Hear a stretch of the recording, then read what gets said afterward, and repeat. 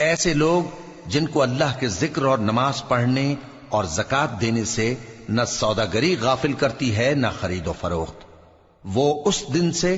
جب دل خوف اور گھبراہٹ کے سبب الٹ جائیں گے اور آنکھیں اوپر چڑھ جائیں گی ڈرتے ہیں، تاکہ اللہ ان کو ان کے اعمال کا بہت اچھا بدلہ دے اور اپنے فضل سے زیادہ بھی عطا فرمائے۔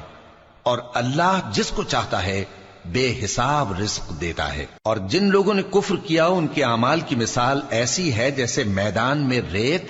کہ پیاسا اسے پانی سمجھے، یہاں تک کہ جب اس کے پاس آئے تو اسے کچھ بھی نہ پائے اور اللہ ہی کو اپنے پاس دیکھے